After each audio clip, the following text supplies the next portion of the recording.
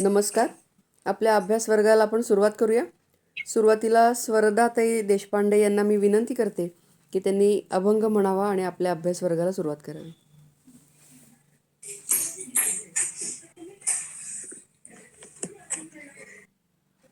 खेळ मांडियेला वाळवंटी गाई, खेळ मांडियेला वाळवंटी गाई, नाचती वैष्णव भाई रे, नाचती वैष्णव भाई रे. क्रोध अभिमान गेला पावटणी, क्रोध अभिमान गेला पावटणी, एक एका लागतील पायी रे. खेळ मांडियेला वाळवंटी गाई, नाचती वैष्णव भाई रे. गोपी चंदन उटी तुळशीच्या माळा, गोपी चंदन उटी तुळशीच्या माळा, हार मिरविती गळा, टाळ मृदुंग घाई पुष्प वर्षाव, टाळ मृदुंग घाई पुष्प वर्षाव, अनुपम्य सुख सोहळा रे. खेळ मांडियेला वाळवंटी गाई, नाचती वैष्णव भाई रे. वर्ण अभिमान विसरली याती, वर्ण अभिमान विसरली याती, एक एका लोटांगणी जाती, एक एका लोटांगणी जाती. निर्मळ चित्ते झाली नवनीते, निर्मळ चित्ते झाली नवनीते, पाषाणा पाझर फुटती रे. खेळ मांडियेला वाळवंटी गाई, नाचती वैष्णव भाई रे. होतो जय जयकार गरजत अंबर, मातले वैष्णव वीर रे. होतो जय जयकार गरजत अंबर, मातले वैष्णव वीर रे. तुका म्हणे केली सोपी पाय वाट, तुका म्हणे केली सोपी पाय वाट, उतरावया भवसागर रे. खेळ मांडियेला वाळवंटी गाई, खेळ मांडियेला वाळवंटी गाई, नाचती वैष्णव भाई रे, नाचती वैष्णव भाई रे. छान. सुरुवात छान झाली. मी तर रश्मीला विनंती करते की तिने 17वा श्लोक आणि त्याच्यावरच्या माऊलींच्या ओव्या ह्याचं वाचन करावं. नमस्कार. यस्य नाह कृतं भावो बुद्धिर्यस्य न लिप्यते, हत्वापि स इमान् लोकान् हन्ति न निवर्त्यते.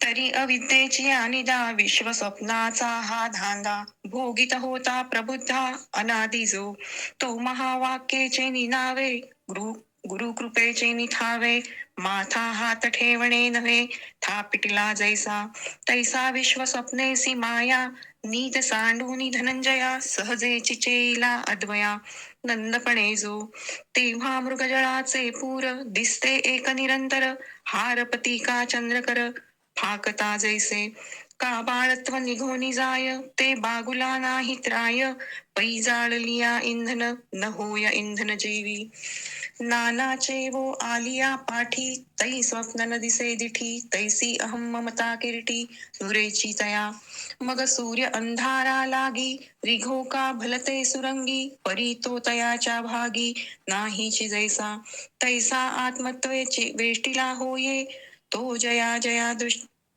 दृष्टा ते पाहे, ते दृश्य द्रष्टेपणेसी होत जाय तयाचेची रूप. जैसा वन्ही जया लागे ते वन्हीची जालिया आंगे. दाह्य दाहक विभागे सांडिजे ते तैसा कर्मकारा दुजेया. तो कर्तेपणाचा आत्मया आळू आला तो गेलिया काही बाही जे उरे. तिये आत्मस्थितीचा जो रावो मग तो देही ये जाणेल ठावो. काय प्रलयांबूचा उन्नाहो बोधमानी तैसी ते पूर्ण अहंता. काही देहे पण पंडसुता आवरे काही सविता बिंबे धरिला. पै मैथुनी लोणी घेपे ते मागुती ताकी घापे. तरी ते अलिप्तपणे सिंपे तेणेसी काही. नाना काष्ठोनी विरेशा वेगळ विलया हुताशा. राहे काष्ठाचिया मांदुसा कोंडलेपणे. का रात्रीचिया उदरा आंतू निघाला जो हा भाववस्तू. तो रात्री ऐसी मातू एकेका तैसे वेद्य वेदकपणेसी पडिले का जयाचे ग्रासी. तया देह मी ऐसी अहंता कैची. आणि आकाशे जेथे जेथुनी जाईजे तेथ असे भरोनी. म्हणून ठेले कोंदोनी आपोआप. तैसे जे तेणे करावे तो तोची आहे स्वभावे. मा कोणे कर्मी वेष्टावे करतेपण. नुरेची गगनावीण ठावो नोहेची समुद्रा प्रवाहो. दुटीची ध्रुवा जाओ. जाहले ऐसेनी अहंकृत भावो. जयाचा बोधी जाहला वावो. तरी देहा जवम निर्वाहो तवा आथी कर्मे. वारा जरी वाजोनी वोसरे तरी तो डोल रखी उरे. का सेंदे दुती राहे का पुरे वेचलेनी. का सरले या गीताचा समारंभू न बचे राहिलेपणाचा क्षोभू. भूमी लोळोनी गेली आंबू बोल थारे. अगा मावळलेनी अर्के संध्येची ये भूमिके. ज्योती दीप्त कौतुके थारे दिसे जैसी. पै लक्ष भेदिलिया ही वरी बाण धावेची तववरी. जव भरलिया थिउरी बळाची तया. नाना चाकी भांडे झाले ते कुलाले परते नेले. परिभ्रमेची ते मागिले भोवडिले पणे. तैसा देहाभिमानू गेलिया देह जेणे स्वभावे धनंजया. झाले ते अपैसया चेष्टे विचते. संकल्पे विण स्वप्न न लाविता दांगीचे वन. न रचिता गंधर्व भुवन उठी जैसे. आत्मयाचे नि उद्यमे विण तैसे देहादीप पंचकारण. होया आपण क्रिया जात. पै प्राचीन संस्कारावशे पाचही कारणे सहेतुके. काम बीजती गा अनेके कर्मकारे.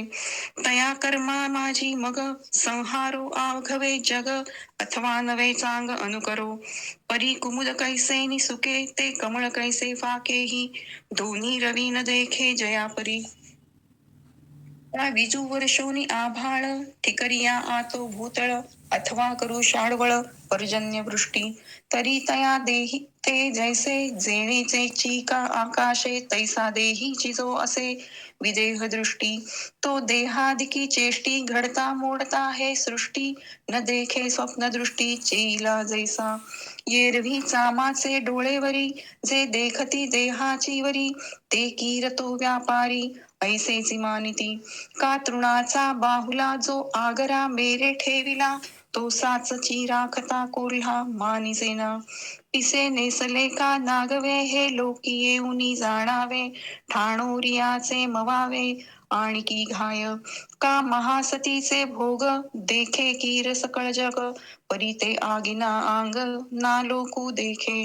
तैसा स्वस्वरूपे उठिला जो दृश्येसी दृष्टा आटला. तो नेणे काय रहाटला इंद्रिय ग्रामू. अगा थोरी कल्लोळी कल्लोळसाने लोपता तरीचे निजने. एकाएकी गिळले हे मने मानिजे जरी. तरी उदका प्रति पाही कोण ग्रासितसे काही. तैसे पूर्णा दुजे नाही जे तो मारी. सुवर्णाची या चंडिका सुवर्ण शोळेची देखा. सुवर्णाची या महिका नाश केला. तो देवा लवासिया कडा व्यवहार गमला पुढा. वाचोनी महिष शूळ चामुंडा सुवर्णची ते. पै चित्रीचे जळ हुताशु तो दृष्टीचाची अभासू. पटी अग्निवे बोलांशू दोन्ही नाही.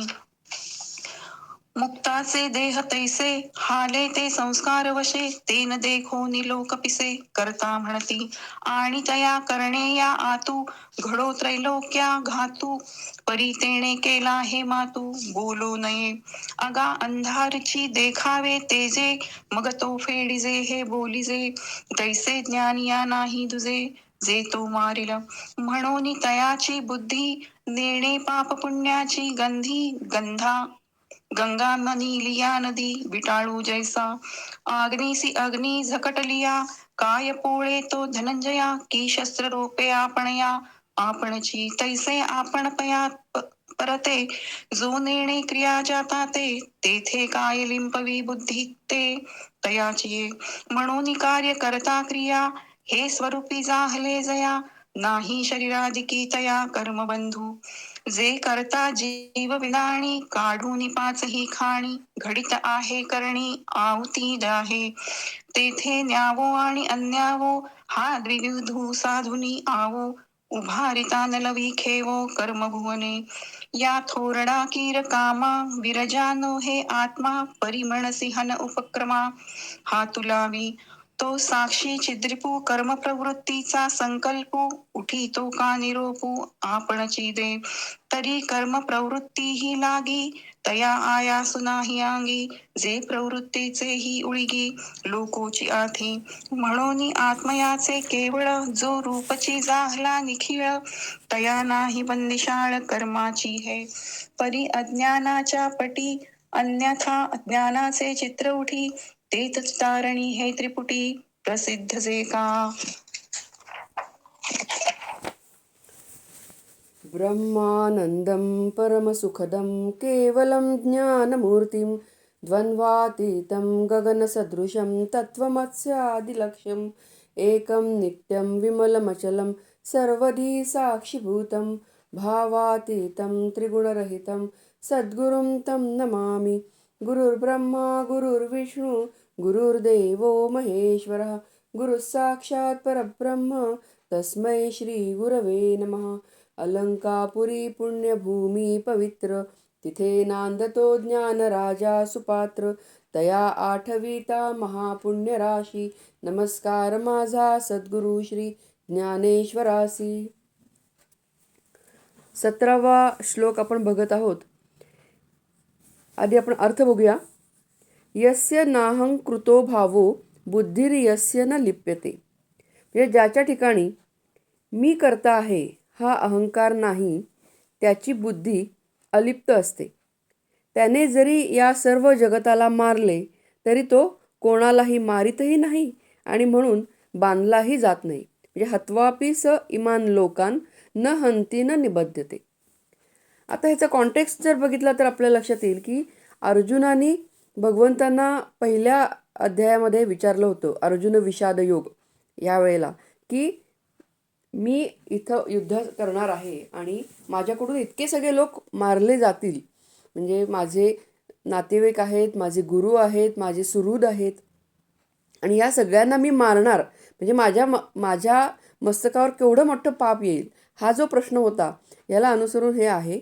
आणि भगवंतांनी आतापर्यंत जे विश्लेषण केलेलं आहे अर्जुनाला, तर मग भगवंत काय म्हणतायत की ज्याच्या ठिकाणी मी कर्म करता आहे हा अहंकार नाही, त्याची बुद्धी अलिप्त आहे, त्याने जरी या सर्व जगताला मारले तरी तो कोणालाही मारित नाही व म्हणून बांधलाही जात नाही. म्हणजे तो फक्त तो करता नाहीच आहे, हे करवून घेतलं जात आहे आणि त्यामुळं त्या कर्माच्या ठिकाणी तो कर्मबंधनामध्ये अडकत नाही. ज्यांनी अनेक जन्मे निष्काम कर्मयोगाचं अनुष्ठान करून परमेश्वर आणि गुरु यांची काया वाचा मनाने अनन्य भावाने सेवा केलेली आहे, अशा सात्विक शुद्ध अंतर्मुख मनामध्येच आत्मज्ञानाचा उदय होतो. असे आत्मज्ञानी पुरुष हे कोणत्याही कर्माने, मग ते पाप पुण्यात्मक असेल, विधी निषेधात्मक असेल, कोणत्याही कर्माने ते बद्ध होत नाहीत. याचे कारण सर्व कर्मे ही अविद्येमधून अनात्म्यामधून निर्माण होतात याचे त्यांना ज्ञान असते. मी आत्मा या सर्वाहून भिन्न आहे याचेही त्यांना ज्ञान असते. भगवंतांनी 4थ्या अध्यायामध्ये सांगितलेलं होतं, कर्मण्य कर्मयः पश्येत अकर्मणि च कर्मयः स बुद्धिमान मनुष्येषु स युक्त कृष्ण कर्मकृत. या अध्यायामध्ये भगवंतांनी खूप चांगल्या पद्धतीनं कर्म अकर्म ह्याचं विश्लेषण केलेलं होतं. जो कर्मात अकर्म आणि अकर्मात कर्म पाहतो तो मनुष्यांमधील बुद्धिमान होय, असं भगवंत म्हणतात.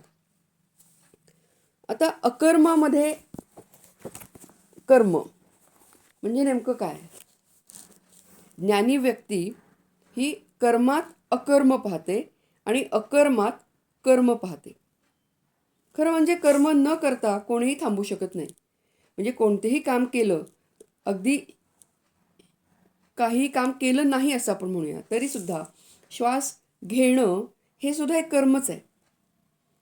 शरीरानं जरी ती व्यक्ती कर्म करत नाही असं दिसलं तरी मनाने किंवा बुद्धीने काही ना काहीतरी करतच असते.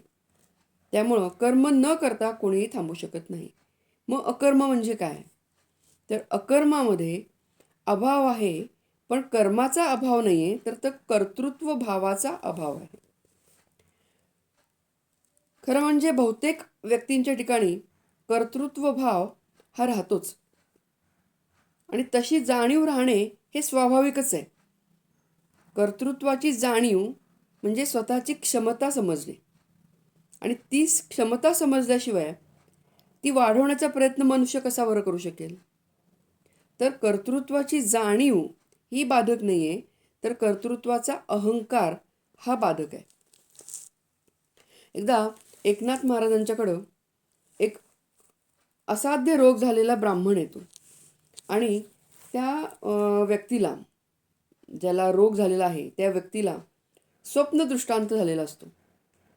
त्याला स्वप्नदृष्टांत असा होतो की एकनाथ महाराज जर एका दिवसाच्या उपासनेचे आणि कर्माचे पुण्य तुला देतील तर तुझा हा रोग बरा होईल. तर ही व्यक्ती एकनाथ महाराजांच्याकडे येते आणि सगळं सांगते की असं असं मला रोग झालेला आहे आणि असाध्य असा रोग आहे, तो काही केला बरा होत नाही आहे. तर आपण जर 1 दिवसाचं मला पुण्य दिलं तर माझा हा आजार बरा होणार आहे. तेव्हा एकनाथ महाराज म्हणतात की असं काही पुण्य माझ्याजवळ असेल असं मला वाटत नाही. कारण जे काही कर्म माझ्या हातून घडलं ते मी केलं असा माझा भाव कधीच नव्हता. आता कर्मच जर माझं नाही तर पुण्य माझ्याकडे कुठून येणार? त्यातूनही असं जर पुण्य माझ्याजवळ असेलच तर एका दिवसाचे कशाला, आजवर झालेल्या सर्व कर्मांचे पुण्य आपण घेऊन जावे.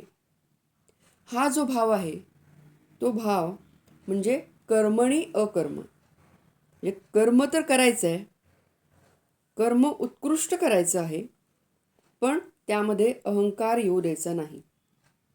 आणि हे नियंत्रण हे साधक वेगवेगळ्या प्रकारे आणू शकतो. म्हणजे संतांच्या सत्पुरुषांच्या जीवनामधून, वाङ्मयातून सत्कर्म अहंकाररहित होऊन करण्याची ही प्रेरणा मिळत असते. तसंच महापुरुषांच्या जीवनाची उंची किंवा त्यांचं प्रचंड कार्य जर आपण बघितलं तर मग आपलं कार्य काहीच नाही ही जाण सामान्य बुद्धिमत्ता असलेल्या माणसालाही येते. त्याचबरोबर सतत चिंतन करत राहिलं किंवा उपासना करत राहिलं, नामस्मरण, ध्यान यामुळं सुद्धा सत्वशक्ती ही वाढत राहते. उपासनेबरोबरच जर भक्ती वाढली तर अहंभाव हा भक्तिभावामध्ये बराच विरघळून जातो. योग ज्ञानाची ही जी अवस्था जसजशी खोल होईल तसतसे मीचा आविर्भाव हा शरीर संबंधाने कमी होऊ लागतो आणि मी हा आत्मरूपी स्थिरावू लागतो. आणि मग त्या व्यक्तीकडून जे कर्म घडतं ते कर्मणी अकर्म असं पद्धतीनं घडत राहतं. एखाद्या वाहनात बसलेल्या व्यक्तीनं वाहन चाललेलं आहे आणि त्यात आपण स्थिर आहोत हे अनुभवणं तसं शरीराने कर्म चाललेलं आहे, पण स्वच्या ठिकाणी तो अकर्म अनुभवत आहे. अशा पद्धतीनं ते घडतं. कर्म प्रकृतीच्या अंगाने चाललेले आहे हे त्याला सारखं समजावून सांगायला लागत नाही. कोणत्याही स्त्रीला दुसऱ्या स्त्रीला झालेलं मूल हे आपल्याला झालेलं नाही हे पक्क माहिती असतं. ते तिला घोकत बसावं लागत नाही. तसं हे ज्ञानी व्यक्तीचं धारणा असते. तुकाराम महाराज म्हणतात, फोडिले भांडार धन्याचा माल, मी तो हमाल भारवाही. म्हणजे हे सगळं जे काही घडतंय हे भगवंताकडून किंवा विठ्ठलाकडून घडत आहे आणि मी तो हमाल भारवाही. ही जी भावना आहे ही ज्ञानी व्यक्तीची भावना असते. ही अकर्तृत्वाची जाणीव ही योगस्थितीतून विकसित झालेल्या त्यांच्या आत्मज्ञानामुळे होते. ते कितीही कर्मात राहिले तरी हे आत्मज्ञान मलिन होत नाही. त्यामुळे तुकाराम महाराज म्हणतात, उधळीता माती रवी कळा न मळे. कितीही कर्मामध्ये राहिलं तरी सुद्धा आत्मस्वरूपी जी जाणीव स्थिरावलेली आहे ती कधीही ढळत नाही. उधळीता माती कितीही उधळली तरी रवी कळा न मळे. सूर्याची जे प्रकाश किरण आहेत ती कधी मळत नाहीत. ह्याच संबंधाने स्वामी स्वरूपानंद यांनी म्हटलेलं आहे, साक्षीत्वे सकळ कर्मी वावरता देखे नैष्कर्म्यता आपुली जो. म्हणजे कर्म करताना ते कर्म उत्कृष्ट व्हावे म्हणून त्यात पूर्ण लक्ष तर आहे, पण त्याचवेळी अलिप्तताही आहे. हा साक्षीभाव आहे. श्रीधर स्वामींचा मित्रपरिवार खूप मोठा होता. ऐहिकाचा त्याग करून सज्जनगडावर जाण्यासाठी ते निघाले. सगळे त्यांचे मित्रपरिवार जमलेले होते. श्रीधर स्वामी सगळ्यांना मदतही खूप करायची. म्हणजे आर्थिकदृष्ट्या किंवा वेळ देऊन किंवा मार्गदर्शन अशा स्वरूपाने श्रीधर स्वामी हे सगळ्यांना मदतही करायचे. आणि तेव्हा त्यांच्याच मित्रपरिवारातल्या एकाने थोड्या गमतीनं विचारलं की, श्रीधर, तू ज्ञानी झाल्यावर आमच्याकडे कसा पाहशील? तेव्हा श्रीधर स्वामींनी सांगितलं होतं की, माझे अनेक फोटो काढले तर त्यांच्याकडे मी जसा पाहीन तसाच सर्वांकडे पाहीन. ही आत्मवत दृष्टी ही ज्ञानी व्यक्तीला लाभलेली असते. आणि अशी व्यक्ती ही कर्म करत असताना सुद्धा त्यामधून अलिप्त असते आणि मी आत्मा आहे ही भावना ही त्यांची दृढ असते. आणि त्यामुळं ही जी कर्म चालू आहेत ही कर्म ही प्रकृतीच्या अनुषंगाने चाललेली आहेत यावर त्यांची धारणा ही दृढ असते. अकर्मणी कर्म म्हणजे नेमकं काय? पहिला आत्ता बघितलं आपण तो काय, कर्मणी अकर्म. आता अकर्मणी कर्म म्हणजे काय? कर्मणी अकर्म हे थोडंसं आपल्याला समजू शकतं, पण अकर्मणी कर्म हे केवळ आत्मसाक्षात्कारी व्यक्तीच अनुभवू शकते. म्हणजे फारसे कर्म न करता त्याच्या केवळ प्रेरणेने किंवा संकल्पाने किंवा केवळ अस्तित्वाने उदंड कर्म होणे. आपण गोंदवलेला हा अनुभव नेहमी घेतो की गोंदवलेकर महाराजांचं अस्तित्व आहे आणि त्यामुळं आजही हजारो लोक तिथं जेवून जातात. आपल्या घरी आपल्याला एक कुटुंब जरी जेवायला येणार असतील, 3-4 लोक जरी आपल्याकडे वाढली तरी आपल्याला केवढं प्रेशर येतं, टेन्शन येतं. स्वयंपाक पुरेल का नाही, उरेल का, तिखट मीठ कसं होईल, हा किती आपल्याला प्रेशर येतं. पण गोंदवल्यामध्ये न सांगता आणि कितीतरी असे ऐन वेळेला येणारे हे लोक असतात तरीसुद्धा तिथं कधीही स्वयंपाक कमी पडलाय असं कधीही होत नाही. हजारो भाविक तिथून जेवून जातात आणि हे केवळ त्या महाराजांच्या सत्तेमुळं हे होत असतं. विनोबाजींनी एक प्रसंग सांगितलेला आहे की वर्गात मुलं खूप दंगा करत होती.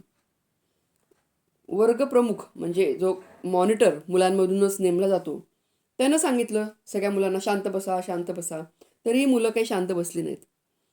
शिक्षक आले, वर्ग शिक्षक, त्यांनी सांगितलं. थोडा वेळ मुलं शांत बसली, पण पुन्हा परत दंगा सुरू झाला. तेवढ्यात शाळेचे एक शिपाई आला आणि त्याने निरोप दिला की शाळेचे मुख्याध्यापक येत आहेत. हे ऐकल्याबरोबर सगळी मुलं चिडीचूप बसली. खरं तर मुख्याध्यापक अजून त्यांच्या केबिनमधून बाहेर सुद्धा आलेले नव्हते. म्हणजे त्यांच्या जागेवरून ते हलले देखील नव्हते. पण त्यांच्या अधिकाराचा परिणाम एवढा मोठा होता की त्यांनी काहीही न करता सुद्धा मुलं शांत बसली. हे झालं अकर्मणी कर्म. संतांच्या स्थानावरून अनेक लोक आध्यात्मिक मार्गावर चालण्याची प्रेरणा घेतात. त्यामुळे गोंदवलेकर महाराज नेहमी सांगायचे की तुम्ही एकदा या गोंदवलेला, तुम्ही पुन्हा पुन्हा तिथे याल ह्याची व्यवस्था मी करून ठेवतो.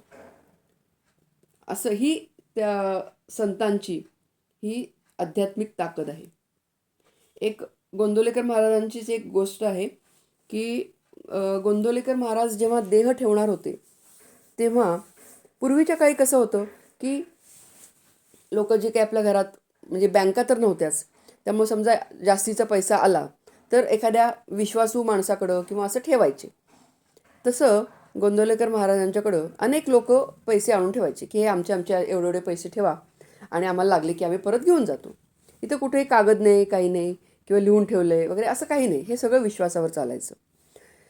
देह ठेवण्याच्या आधी काही दिवस महाराज असं म्हणायचे की माझ्याकडं कुणी पैसे ठेवले त्यांनी घेऊन जा बरं, माझी बँक आता बुडणार आहे. पण हे कुणी काही फारसं सिरियसली घेतलं नाही आणि सगळ्यांना असं वाटलं की महाराज चेष्टा करतायत किंवा असंच. त्यामुळं काय फारसे कोणी पैसे परत नेले नाहीत महाराजांच्याकडनं आणि महाराजांनी काही दिवसांनी देह ठेवला. आता महाराजांनी देह ठेवल्यानंतर मग गावातले लोक मंदिरापाशी यायला लागले आणि अण्णासाहेब गाडगीळ वगैरे यांच्याकडं पैशाची मागणी करायला लागले की आम्ही एवढे एवढे पैसे दिलेले आहेत, आम्हाला परत द्या. मग अण्णासाहेबांनी सगळीकडं शोधलं की काही कुठं पैसे लिहून ठेवलेत का, एवढे पैसे ठेवले तिथं, इतके इथं ठेवलेत तिथं ठेवलेत. तर त्यांना काही तसं सापडलंच नाही की कुठं लिहून ठेवले किंवा कुठं ठेवलेत वगैरे, असं त्यांना काही सापडलं नाही. आता ते काही मग त्यामुळे देऊ शकले नाहीत पैसे. मागं लोक बोलायला लागले मग की बुवा चांगला होता पण पैसे घेऊन गेला. आता हे कानावर आल्यानंतर जे मंदिराचे विश्वस्त होते ते थोडेसे अस्वस्थ झाले. त्यांना काय करावं काही कळेना आता ह्या बाबतीत. तेव्हा ब्रह्मानंद महाराज त्यांना बोलवलं. ब्रह्मानंद महाराजांनी हे करायचं होतं, त्यांना स्थापन करायचं होतं. त्यासाठी त्यांनी 4,000 रुपये येताना घेऊन आले होते आणि समाधी स्थापन करण्यासाठी ते 4,000 रुपये घेऊन आलेले होते. आणि हे सगळे ब्रह्मानंद महाराजांच्या कानावर घातल्यानंतर ते म्हणाले की आपण असं करू, मी 4,000 रुपये आणलेले आहेत, आपण महाराजांचा फोटो ठेवू. त्याप्रमाणे त्यांनी काय केलं की गावात दवंडी पिटवली की महाराजांच्याकडे ज्यांनी ज्यांनी पैसे ठेवलेले होते त्यांनी आपापले पैसे घेऊन जावेत. त्याप्रमाणे मंदिरामध्ये महाराजांचा फोटो ठेवला, तिथं तबक ठेवलं, त्या तबकामध्ये 4,000 रुपये ठेवले, नामाचा पहारा ठेवला आणि लोकांनी यावं, महाराजांच्या फोटोसमोर सांगावं की मी अमुक अमुक पैसे ठेवले होते महाराजांच्याकडे, त्या थाळीतून उचलावेत आणि घेऊन जावेत, असं त्यांनी सांगितलेलं होतं लोकांना. आणि 3 दिवस हे सगळी प्रक्रिया चालली. प्रत्येकजण यायचा, फोटो पुढं नमस्कार करायचा आणि मी एवढे एवढे पैसे ठेवलेले आहेत महाराजांच्या पुढं असं सांगून त्या थाळीमधून उचलून घेऊन जायचे. शेजारी नामाचा पहारा सतत चालू होता. आणि 3 दिवस झाल्यानंतर ब्रह्मानंद महाराजांनी जे विश्वस्त होते त्या सगळ्यांना बोलवलं आणि सांगितलं की आता थाळीमध्ये बघा किती पैसे उरलेले आहेत. सगळ्यांना खात्री केली की सगळ्यांचे पैसे मिळालेत का, तर गावातल्या सगळ्यांनी होकार दिला की आमचे सगळ्यांचे पैसे मिळालेले आहेत. आणि त्यानंतर थाळीमध्ये जेव्हा मोजलं तेव्हा थाळीमध्ये बरोबर 4,000 रुपये शिल्लक होते. तर हे अकर्मणी कर्म. महाराजांनी स्वतः काही केलेलं नाही पण हे घडवून आणलं. तर ही ह्या संत पुरुषांची ही मोठी ताकद असते. निष्कर्मतेच्या स्वरूपाने ज्ञानेश्वर माऊलींनी एक दृष्टांत दिलेला आणि म्हटलेलं आहे, आणि उदो असता चेनी प्रमाणे जैसे न चालता सूर्याचे चालणे, तैसे नैष्कर्मत्व जाणे कर्मीची असता. म्हणजे आपण वस्तुतः पृथ्वीच्या फिरण्यामुळे सूर्य चालतो, त्याचा उदय होतो, तो अस्ताच्या दिशेने चालतो आणि त्याचा अस्त होतो, असं पृथ्वीच्या सापेक्ष सूर्याकडे पाहताना भासतं. पण सूर्य हा स्थिर आहे. तसं सूर्य हा स्थिर आहे आणि तो प्रकृतीच्या कर्माने फिरतो असं वाटतं. ज्ञानी व्यक्तीचं कर्मात राहणं हे त्या सूर्यासारखं असतं, की कर्माचा मी करता नाही, प्रकृतीच्या गुणांनुसार कर्म चाललेली आहेत. हा दृष्टांत हा माऊलींनी ज्ञानेश्वरीमध्ये दिलेला आहे. म्हणजे सूर्य स्थिर आहे आणि पृथ्वी स्वतःभोवती आणि सूर्याभोवती फिरते, त्यामुळे सूर्य फिरतो असं वाटतं. हा सिद्धांत कोपर्निकसनी 1543 साली मांडला. 1517 मध्येच त्याला त्या गोष्टीची जाणीव झाली होती. पण हे शास्त्रीय सत्य हे ख्रिस्ती धर्मधारणांविरुद्ध जाणारं होतं. त्यामुळं हे जर त्यांनी मांडलं असतं तेव्हाच, तर त्याला खूप छळ सहन करावा लागला असता आणि अगदी मृत्यूदंडही दिला जाण्याची शक्यता होती. त्यामुळं त्याच्या मृत्यूच्या वर्षी 1543 हा सिद्धांत प्रकाशित झाला. त्याच्या किमान 250 वर्ष अगोदर म्हणजे 1290 ज्ञानेश्वर माऊलींनी आपल्या दृष्टांतामध्ये या सिद्धांताला स्थान दिलं होतं. म्हणजे सूर्याचं आपण बघितलं की सूर्य उगवला की सगळी कर्म घडत राहतात आणि सूर्य मावळला की आपली कर्म बंद होतात. म्हणजे सूर्य स्वतः काय करतोय का? स्वतः काहीच करत नाही, पण त्याच्या असण्यामुळं कर्म घडतात. हे अकर्मणी कर्म आहे. किंवा नाटकामध्ये विंगेतला दिवा लागला की नाटक चालू होतं. दिवा स्वतः काहीच करत नाही, तो त्या कर्मांना किंवा नाटकाला प्रकाश देतो असंही म्हणता येत नाही. तो फक्त स्वतः प्रकाशमय असतो. आपल्या शरीरातील आत्मतत्व हे या दिव्यासारखंच असतं. त्याचा साक्षात्कार झालेला योगज्ञानी हा त्या आत्मस्वरूपाच्या बोधात असतो आणि त्याच्या ज्ञानाच्या प्रकाशात सर्व कर्म ही प्रकृतीच्या अंगाने होत असतात. हे नैष्कर्म्यता आहे. रामकृष्ण परमहंस यांना घशाचा कॅन्सर झालेला होता. त्यांना गिळायला पण खूप त्रास व्हायचा, अन्न ग्रहण नाही, असं कितीतरी दिवस चाललेले होते. शिष्यांना त्यांना सगळ्यांना हे बघून खूप त्रास व्हायचा की रामकृष्णांना काही खाता येत नाही, पिता येत नाही, गिळायला त्रास होतोय. एकदा एका शिष्याने त्यांना अन्न ग्रहण करण्याची विनंती केली. तेव्हा रामकृष्ण परमहंस म्हणाले की अरे वेडा का काय तू, या सर्वांच्या मुखाने कोण खातंय? मीच तर खातोय ना.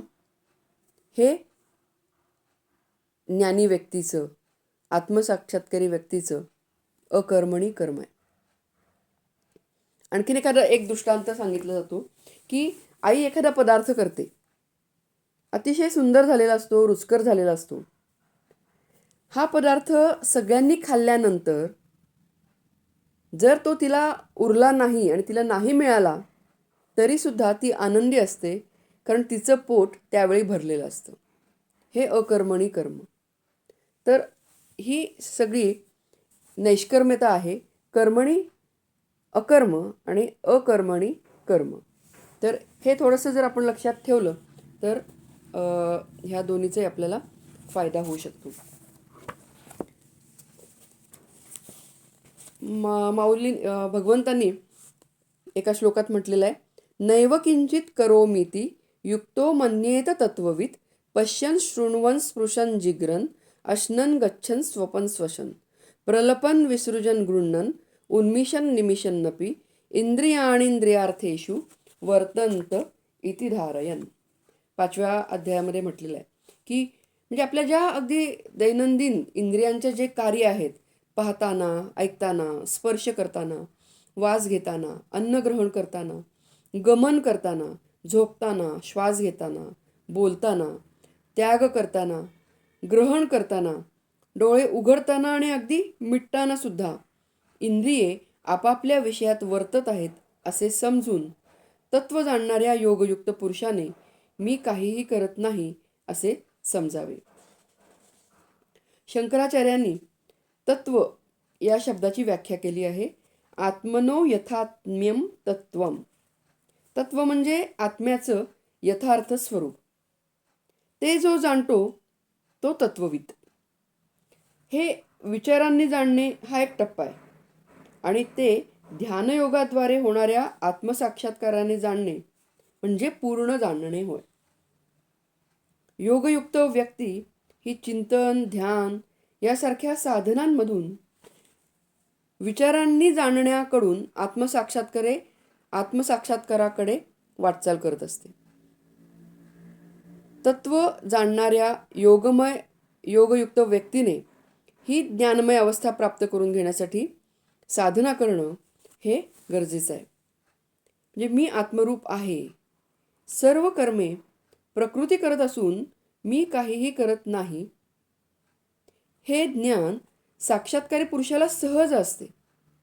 त्याला अशी धारणा धरावी लागत नाही. म्हणजे आपल्यासारख्यांना आपण सतत ही धारणा धरावी लागते की हे कर्मे किंवा मी हे जे काही करत आहे हे मी करत नाही आहे, तर ही प्रकृतीच्या अंगाने होत आहेत. ही धारणा, हे ज्ञान हे साक्षात्कारी पुरुषाला सहजच असतं. योगयुक्त ज्ञानाच्या प्रांतात पोहोचून स्थिरावण्यापूर्वी या धारणा धराव्या लागतात साधकाला. प्रत्येकाच्या आत्मस्वरूपाचा ज्ञानमय प्रकाश म्हणजे त्याला असलेली त्याच्या शुद्ध अस्तित्वाची जाणीव. या जाणीवेच्या प्रकाशामध्ये सर्व कर्मे ही घडत असतात. सूर्याचा प्रकाश किंवा सूर्य काही कर्मे घडवत नाही, त्याचप्रमाणे आत्मा किंवा त्याच्या अस्तित्वाची जाणीव काही कर्मे घडवत नाही. ती कर्म ही प्रकृती योगे बुद्धी, मन, इंद्रिये यांच्याकडून घडतात. आपण मागच्या काय श्लोकांमध्ये बघितलेलं होतं की 5 कारणं ही भगवंतांनी सांगितलेली होती आणि त्या 5 कारणांच्या योगाने कर्म ही घडतात. तर मी काही करत नाही या धारणेमागे मुख्यतः मी आत्मस्वरूप आहे हे स्वरूपाचं ज्ञान आहे. आत्मा या सर्व कर्मांचा केवळ प्रकाशरूप साक्षी आहे. मी आत्मा आहे हे माझं मूळ म्हणजे खरे स्वरूप असल्याने मी काही करत नाही. घडणारी सर्व कर्मे ही प्रकृती योगे शरीराकडून घडतात. ही ज्ञानधारणा ही साधकाने धरायला हवी. समर्थांचं एक वचन आहे, अहम आत्मा हे कधीची विसरू नये.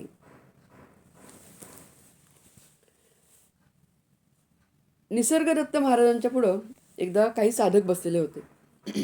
म्हणजे ज्ञानाची ही सहज स्थिती या ज्ञानी माणसांची किती सहज असते यासाठी हा प्रसंग आहे.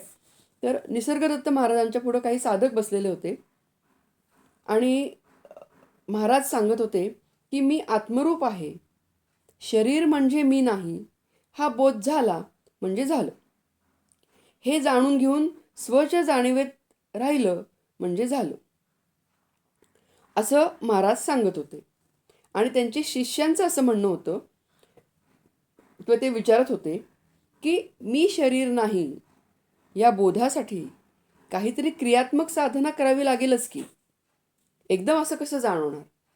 तेव्हा महाराज म्हणाले, महाराजांच्या समोर एक डबी होती आणि महाराज म्हणाले की ही डबी म्हणजे मी नाही हे समजण्यासाठी काय साधना करशील. ही डबी मी नाही हे जितकं सहज सत्य आहे तितकंच हे शरीर मी नाही हे सहज निश्चित आहे. आता हे ज्ञानी व्यक्तींची ही सहज स्थिती आहे, पण साधकांना मात्र याची धारणा धरावी लागते की मी आत्मरूप आहे, मी शरीर नाही, शरीराची कर्मे ही माझी नाहीत, मी आत्मा या दृष्टीने पाहिलं तर मी काही करत नाही. सदा स्वरूपानुसंधान हे मुख्य साधूचे लक्षण. म्हणजे अनुसंधान प्रयत्नपूर्वक ठेवणं हे साधकाचं काम आहे. आणि म्हणून इथं म्हटलेलं आहे की पश्यन शृण्वन स्पृशन जिग्रन अश्नन गच्छन स्वपन स्वशन. म्हणजे कुठलीही शारीरिक क्रिया करत असताना एक मोठी यादीच भगवंतांनी दिलेली आहे की ही शारीरिक क्रिया मी करत नाही. शरीराच्या प्रत्येक कर्माकडे या दृष्टीने पाहून चित्त आत्मस्वरूपी ठेवून राहावे हेच भगवंतांना यातून सांगायचं आहे. शरीराच्या अशा प्रत्येक क्रियेकडं पाहताही येणार नाही आणि प्रत्येक क्रियेत इंद्रियांच्या विषयात वर्तत आहेत, मी काही करत नाही, एवढी लांबलचक धारणा ठेवताही येणार नाही. पण मी आत्मरूप अकर्ता आहे हे तत्व चित्तात मुरावे म्हणून हे भगवंतांनी सांगितलेलं आहे. इथं आपण दृष्टांत हा बघू शकतो की गवळण जेव्हा डोक्यावर मडकं ठेवून मडक्यावर मडकं मडक्यावर मडकं असं ठेवून ती चालत असते. त्या मडक्यांमध्ये तिनं दूध ठेवलेलं असेल किंवा पाणी ठेवलेलं असेल आणि काठोकाठ भरलेलं असतं ते मडकी माठ आणि तशी ती चालत असते, गप्पा मारत असते शेजारच्या गवळणीशी आणि रस्त्याने चालत असते. ती चालताना तिचे पाय चालण्याचं काम करत आहेत, डोळ्यांनी ती बघण्याचं काम करत आहे, तोंडाने ती शेजारनीशी गप्पा मारण्याचं काम करत आहे. पण तिचं सतत अवधान, लक्ष हे कुठं आहे? आपल्या डोक्यावर असलेल्या मडक्यावर. त्या मडक्यामध्ये जे काही दूध असेल किंवा पाणी असेल ते सांडणार नाही याकडे तिचं सतत अवधान आहे. तसं आपण प्रत्येक क्रिया करत असताना कर्म तर करायचं आहे, पण अनुसंधान हे स्वस्वरूपाकडे ठेवायचं आहे हे भगवंतांना सांगायचं आहे. किंवा आणखीन एक दृष्टांत हा सांगितला जातो की आई म्हणजे माता तिचं तान्हं बाळ हे ती पाळण्यामध्ये झोपवते आणि ती स्वयंपाकघरात कामाला जाते. स्वयंपाकघरात तिची कामं चालू असतात, पण एक कान तिचा सतत आपल्या बाळाकडे असतो. म्हणजे सतत अनुसंधान हे बाळाकडं आहे आणि हातानं तिची कामं चाललेली आहेत. तसं प्रत्येक कर्माकडं ह्या दृष्टीनं पाहून चित्त हे आत्मस्वरूपी ठेवून राहणं हे गरजेचं आहे. समर्थ म्हणतात, शिंक जांभई खोकला किती काळ वाया गेला. हे आपल्याला असं वाटतं की एवढा काय त्याचा विचार करायचा, हे तरी येणारच की. पण अशा विधानांमधून बराच काळ आपला आयुष्यातला ईश्वर स्मरण किंवा आत्मचिंतनाविना वाया जातो. क्षणाक्षणाचा उपयोग करून घ्यायला हवा हे ह्या संतांना मनावर ठसवायचं असतं. या श्लोकांमधून मी कोणत्याही कर्मांचा, शरीराच्या अगदी बारीक सारीक कर्मांचा देखील करता नाही ही धारणा पक्की करायची असते. बाबा बेलसरांनी एक उदाहरण दिलं होतं आणि त्यांनी सांगितलं होतं की 4 लोक एकत्र आली आणि गप्पा मारत बसली. असा किती वेळ आपल्या आयुष्यातला जात असतो आणि त्यांनी त्याला उकिरडे फुंकणे असे हे दिलेलं आहे, म्हटलेलं आहे की हे असा वेळ घालवणं म्हणजे उकिरडे फुंकण्यासारखं आहे. आपण आपल्या मोबाईलचंच उदाहरण बघूया. एखादा आपल्याला मेसेज बघायचा असतो, त्यासाठी आपण मोबाईल उघडतो आणि तो मेसेज बघून खरं म्हणजे 1 मिनिटात होतो सुद्धा आणि त्यानंतर आपण तो मोबाईल लांब ठेवणं गरजेचं असतं. पण तो मोबाईल उघडल्यानंतर अर्धा तास आपला कसा गेला हे आपल्यालाही लक्षात येत नाही. आणि म्हणून की ईश्वर स्मरणामध्ये किंवा आत्मचिंतनामध्ये सतत आपला वेळ कसा जाईल हा आपण विचार करणं हे गरजेचं आहे. म्हणजे ईश्वर स्मरण किंवा आत्मस्वरूपाचे अनुसंधान हे मुख्य आहे. आपण आत्मरूप आहोत आणि म्हणून कर्म करत असताना आपण अकर्ते आहोत हे तत्व हे आपण लक्षात घेतलं पाहिजे, समजावून घेतलं पाहिजे आणि त्यामुळं अहंकार, आसक्ती हे मनात उठणार नाहीत. आता इथं आणखीन एक पळवाट येते की काही लोक काय की चुकीच्या गोष्टी करायच्या आणि मी काही करत नाही. कारण भगवंतांनी सांगितलेलं आहे की मी काही करत नाही. तर असा प्रश्न ज्यांच्या मनात येतो त्यांनी अजून या स्थितीवर यायला बराच वेळ आहे असं समजावं आणि प्रयत्नपूर्वक चांगलं वागावं. यासाठी एक गमतीशीर गोष्ट सांगितली जाते की एक चोर होता. त्याने चोरी केली, त्यामुळे त्याला पकडलं आणि कोर्टामध्ये हजर केलं. थोडंसं गीतेची काही वचनं त्याच्या कानावर पडलेली होती आणि त्यामुळे त्यानं काय म्हटलं जज साहेबांच्या समोर की चोरी काय म्हणला मी केलेली नाही आहे, भगवंतांनी माझ्याकडनं करून घेतलेली आहे अशी पळवाट त्यांनी मांडली. मी थोडीच केली आहे चोरी. तेव्हा जज साहेबांनी सुद्धा गीता वाचलेली होती. ते म्हणले की बरोबर आहे, चोरी तू केलेली नाहीस, भगवंतांनी तुझ्याकडनं करवून घेतली. आता म्हणले मी शिक्षा ठोठावणार आहे, तर ही शिक्षासुद्धा भगवंत माझ्याकडून तुला ठोठवणार आहेत. म्हणजे प्रत्येकाला कर्माचा न्याय हा करावाच लागतो, त्याचं उत्तर हे द्यावंच लागतं. जनक राजाने शुकाचार्यांना आत्मज्ञानाचा बोध केला. आत्मज्ञानासाठीची योग प्रक्रिया सांगितली.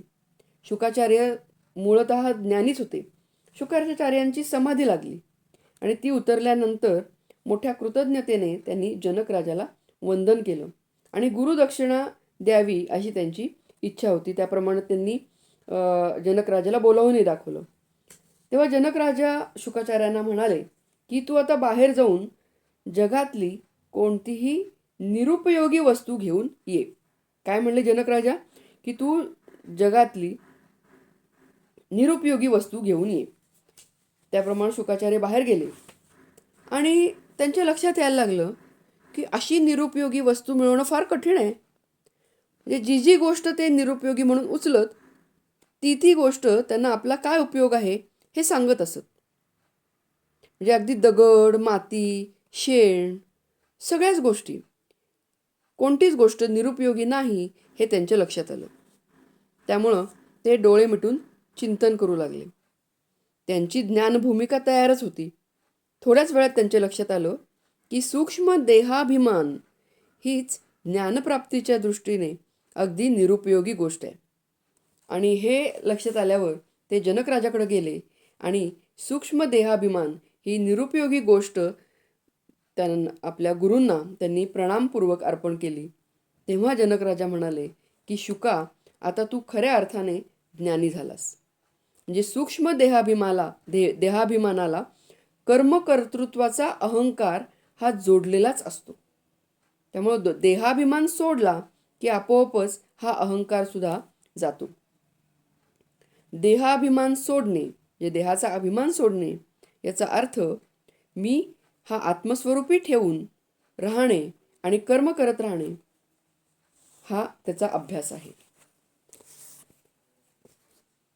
असं या पद्धतीनं हे देहाचा अभिमान सोडणं म्हणजेच आपल्या स्वस्वरूपी स्थिरावणं हे त्याचा अर्थ आहे. आणखीन एक जो श्लोक आहे हा बऱ्याच जणांना माहिती असेल. अगदी पंक्तीत भोजन सुरू करण्यापूर्वी सुद्धा हा बऱ्याच वेळा म्हटला जातो. ब्रह्मार्पणम ब्रह्महविर ब्रह्माग्नौ ब्रह्मणाहुतम ब्रह्मैव तेन गंतव्यम ब्रह्मकर्म समाधिना. जस करंदीकर यांनी गीतेचे सार या दृष्टीनं हा श्लोक सर्वात सरस आणि समर्पक आहे असं म्हटलेलं आहे. म्हणजे जरी हा जेवणाच्या पंक्तीत भोजन सुरू करण्यापूर्वी म्हटला जात असला तरी जेवणाशी हा काही संबंधित तसं म्हणलं तर नाही आहे. ब्रह्मार्पणम, अर्पण म्हणजे यज्ञात ज्या लांब दांड्याच्या पळीनं किंवा तशा साधनांनी हवन करण्याच्या द्रव्यांची आहुती दिली जाते त्या पळीला, म्हणजे ज्या पळीनं जे आहुती दिली जाते त्या पळीला अर्पण असं म्हणतात. ब्रह्मार्पणम ही यज्ञ करताना वापरली जाणारी साधनं ही ब्रह्मरूप आहेत. हा ब्रह्मार्पण शब्दाचा इथं अर्थ आहे. ब्रह्महवी म्हणजे जे द्रव्य तीळ, तांदूळ, तूप यज्ञात आहुती देण्यासाठी म्हणजे हवन करण्यासाठी योग्य असतात त्याला हवी असं म्हणतात. म्हणजे हवन द्रव्य हे देखील ब्रह्मच आहे. ब्रह्माग्नौ ब्रह्मणाहुतम म्हणजे ज्या अग्नीत यज्ञद्रव्य अर्पण केलं जातं त्याचं हवन केलं जातं तो अग्नी सुद्धा ब्रह्म आहे. म्हणजे कोणतंही कर्म हे या अर्थाने जर बघितलं तर हे ब्रह्म आहे हा त्याचा अर्थ आहे. म्हणजे विठ्ठलाशी तन्मय झालेले नामदेव महाराज म्हणतात, तीर्थ विठ्ठल, क्षेत्र विठ्ठल, देव विठ्ठल, देवपूजा विठ्ठल. विठ्ठलाचं तत्वस्वरूप म्हणजे ब्रह्म आणि त्यामुळंच मूर्ती, क्षेत्र, पूजा, पूजेचं कर्म ही साधनं हे सुद्धा विठ्ठलच आहे. ज्याची ज्ञानस्थिती पूर्ण विकसित झालेली नाही असा प्रयत्नशील साधक किंवा योगी जर आपले आत्मस्वरूप, कर्माची साधने, कर्म हे सर्व ब्रह्म आहे अशा धारणेने चित्त ब्रह्मात विलीन करून राहील तर त्याला प्राप्त होणारे फळ म्हणजे ब्रह्मज्ञानाची अवस्था किंवा ब्रह्मरूपता हेच असेल. म्हणजेच त्याचं चित्त हे आत्मस्वरूपी स्थिरावायला लागेल आणि ज्ञानी व्यक्तीची मात्र ही सहज स्थिती असते. म्हणजे जर तुम्ही पूजा करत असाल तर देवमूर्तीप्रमाणेच इतर सर्व साधनांना ती देवरूपच आहेत या भावनेने स्पर्श करा. जे देवघर, पूजेची पळी, ताम्हण, पाणी, फुले, गंध, नैवेद्य आणि आपण स्वतः हे सर्व काही देवरूपच आहे. पूजाच काय, पण कोणतंही काम, त्याची साधनं ही ईश्वर स्वरूप आहेत या भावाने सतत देवाचं स्मरण राहिलं तर आपल्या अंतःकरणाला दिव्यत्वाचा स्पर्श होईल आणि तोच आपल्या हातांद्वारे आपल्या इतर जे काही कर्म घडत राहतात त्या कर्माला सुद्धा होईल. आणि त्यामुळं साधकांचं कर्तव्य काय आहे तर हे जाणून घेऊन, म्हणजे आपल्याला अकर्मणी कर्म हे समजणं शक्य आहे, पण हे आपल्या बाबतीत घडणं अवघड आहे. पण साधकांना हे कर्मणी अकर्म हे साधता येण्यासाठी प्रयत्न करायला हवा. आणि यासाठी जे भगवंतांनी सांगितलेलं आहे की पश्यन शृण्वन स्पृशन जिग्रन, म्हणजे कोणतीही कर्म करत असताना ही कर्म ही प्रकृतीच्या अंगाने घडत आहेत आणि मी साक्षी भावाने नाटक दीपवत किंवा सूर्य जसा साक्षी आहे त्याप्रमाणे सूर्याचं प्रतिबिंब जसं बादलीमध्ये पडतं आणि तसंच हे परब्रह्म स्वरूपाचं प्रतिबिंब म्हणजे जीव आहे आणि मी म्हणजे आत्मा आहे हे जाणून घेऊन जर प्रत्येक कर्म करत राहिलं तर ते साक्षी भावानं, नैष्कर्म्य भावाने ते कर्म घडत जाईल आणि मग कर्मणी अकर्म हे साधकाला साध्य होऊ शकेल. आणि मग त्यामुळं जे कर्म दिवसभरातलं घडेल त्या साधकाच्या हातून ते प्रत्येक कर्म हे नैष्कर्म्य भावनेनंच घडेल आणि साक्षी भावानेच घडेल आणि मग अशा कर्माला दिव्यत्वाचा स्पर्श हा नक्कीच घडेल. मग अशा वेळेला जे स्वयंपाक त्या व्यक्तीकडून होईल तो स्वयंपाक म्हणजे प्रसाद होईल. जे कर्म घडेल ते कर्म हे भगवंताला अर्पण केलेलं असल्यामुळं ते कर्मसुद्धा अतिशय उच्च दर्जाचंच घडू शकेल. आणि हेच इथं भगवंतांना सांगायचं आहे की कुठलंही कर्म हे मी करता नाही या भावनेनं जर केलं तर कर्मबंधनामध्ये अडकणार नाही. आणि म्हणून अर्जुनालाही ते सांगतायत की तू युद्धाला तयार हो.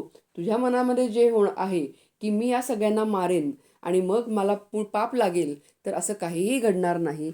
फक्त तू नैष्कर्म्य भावाने तुझ्यावर क्षत्रिय म्हणून ती जबाबदारी आहे युद्ध करण्याची आणि दुष्टांचा नाश करण्याची जी जबाबदारी तुझ्यावर आहे ती तू पार पाड. तुझा स्वधर्म तू पार पाड. मग तुला कुठलंही पुण्य पाप यामध्ये तू अडकणार नाहीस. पाप तर तुला लागणारच नाही, पण पाप पुण्य किंवा निषिद्ध कर्म या सगळ्याच्या पलीकडे तू जाशील आणि कर्मबंधनामध्ये तू नक्कीच अडकणार नाहीस. हेच इथं भगवंतांना सांगायचं आहे. आज आपण आता इथंच थांबूया. श्रीकृष्णार्पणमस्तु. मी तावरे मॅडमना विनंती करते की त्यांनी आरती म्हणावी.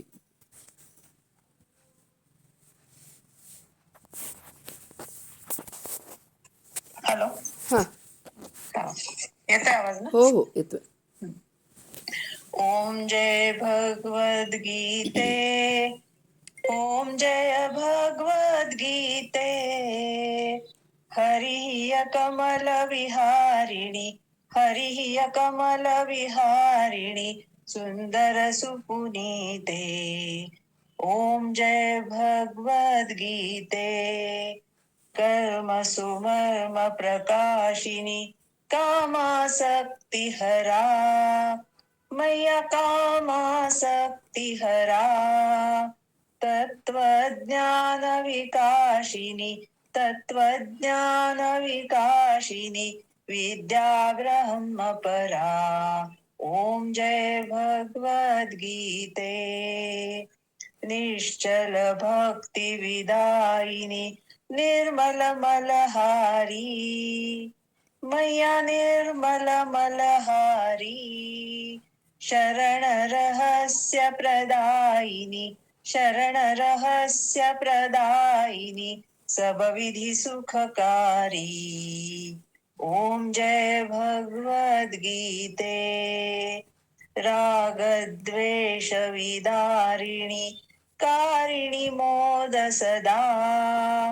मय्या कारिणी मोद सदा. भव भयहारिणी तारिणी. भव भयहारिणी तारिणी. परमानंद प्रदा.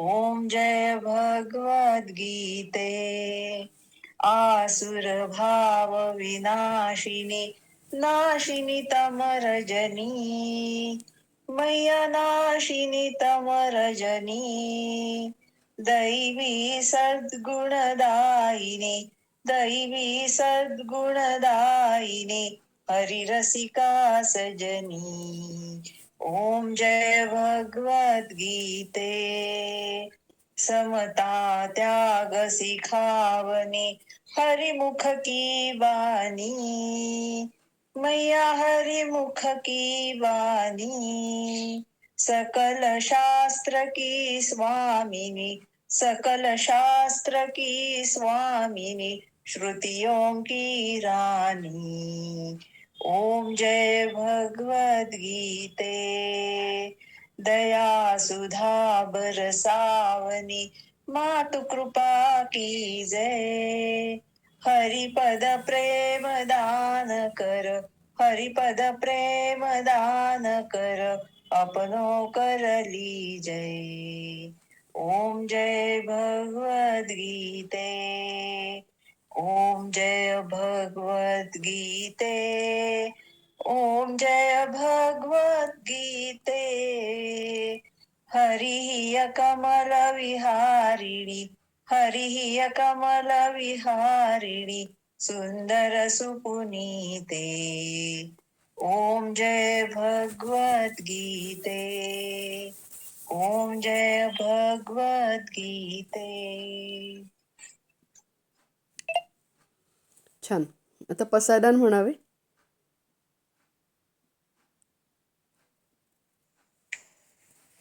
त्या नाहीच बहुतेक म्हणते मी हां हां ठीक.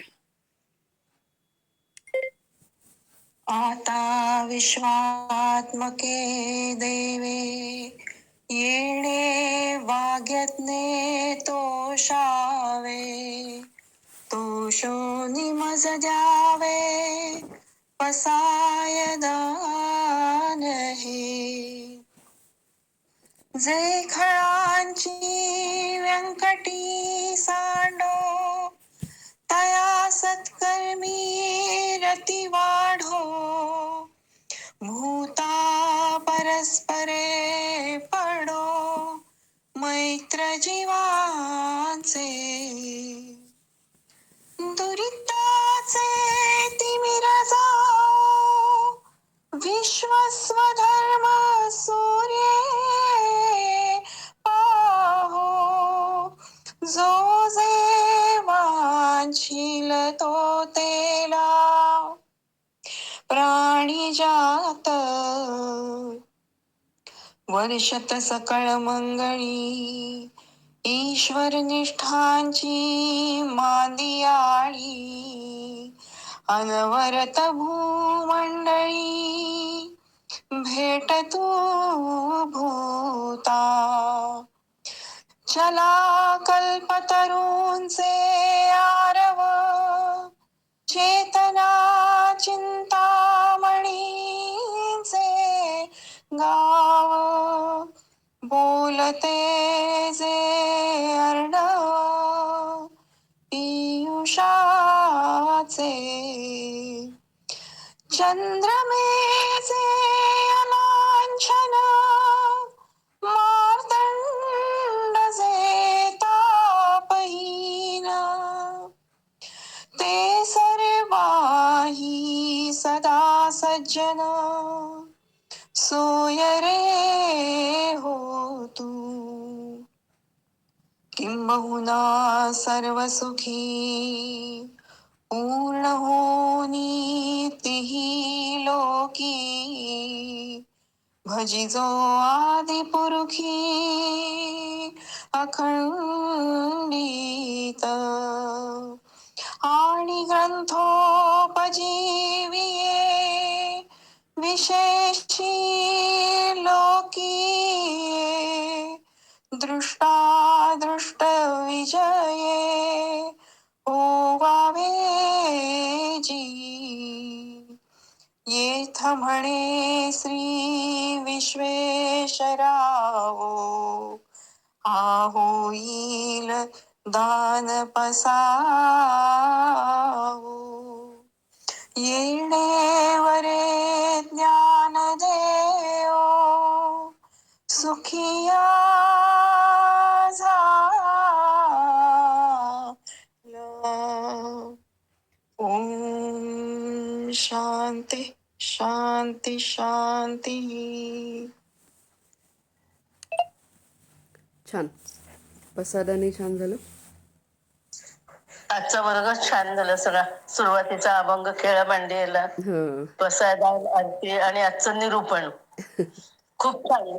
कर्मामध्ये अकर्म आणि अकर्मामध्ये कर्म कसं बघायचं हे इतकी छान उदाहरणं सगळी दिली की मनावर पक्क ठसलं. छान, सगळी उदाहरणं छान होती, अगदी पटण्यासारखी होती. छान आहे. हो हो छान झाला सगळा वर्गच. हो हो निरूपण तर छानच झालं.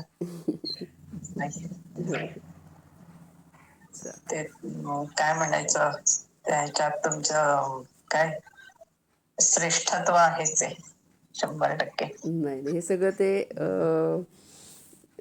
बरंचसं म्हणजे स्वामी स्वरूपानंद, स्वामी माधवानंद यांनी जे काही सांगितलेलं आहे तेच मी ठेवण्याचा प्रयत्न केला. त्याच्यात माझं स्वतःचं काहीच नाही आहे. आलं पाहिजे ना. ते ओघवत्या भाषेमध्ये छान सांगितलं. तेच व्यक्त होता आलं पाहिजे ना. ते सुद्धा म्हणजे आपल्याला कळून आपण ते सांगता आलं पाहिजे. हे केवढं महत्वाची गोष्ट आहे. आणि त्याच्यावर प्रभुत्व आहे. श्रेष्ठत्व म्हणण्यापेक्षा प्रभुत्व आहे त्याच्यावर. त्याच्यामुळे छान आहे, छान झालं. धन्यवाद. हो. चालेल. आज आता आपण इथंच थांबूया. पुढच्या शनिवारी भेटूया 4 वाजता. श्रीकृष्ण अर्पणमस्तु.